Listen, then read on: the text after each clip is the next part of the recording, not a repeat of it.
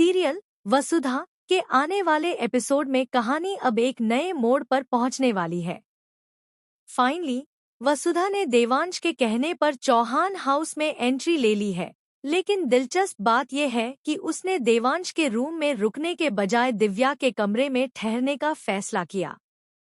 अब देखने वाली बात यह होगी कि वसुधा कैसे धीरे धीरे देवांश के कमरे और दिल दोनों में अपनी जगह बनाएगी।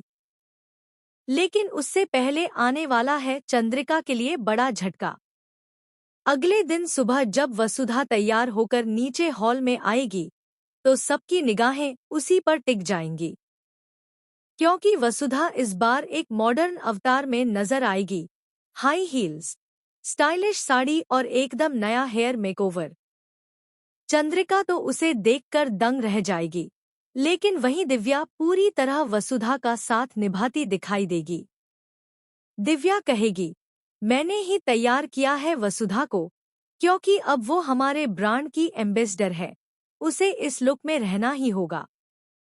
अब कहानी और भी मजेदार होने वाली है, क्योंकि वसुधा जल्द ही बाबूसा से इंग्लिश सीखना शुरू करने वाली है, जिससे उसकी पर्सनैलिटी में और निखार आएगा। लेकिन वसुधा का सफर आसान नहीं होगा, क्योंकि चंद्रिका के लिए इस घर की असली बहुएं सिर्फ दिव्या और नंदिनी हैं। बाकी किसी को वो अब तक स्वीकार करने को तैयार नहीं है। वहीं दूसरी ओर देव और वसुधा के बीच बढ़ती नजदीकियां कहानी में एक नया रोमांटिक ट्विस्ट लेकर आएंगी।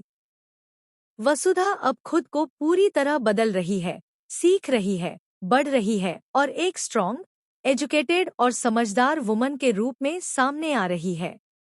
अब देखना ये होगा कि देव आखिर अपनी मासा को सच्चाई कब और कैसे बताएगा, क्योंकि चंद्रिका उस पर नंदिनी से शादी करने का प्रेशर बढ़ाती जा रही है।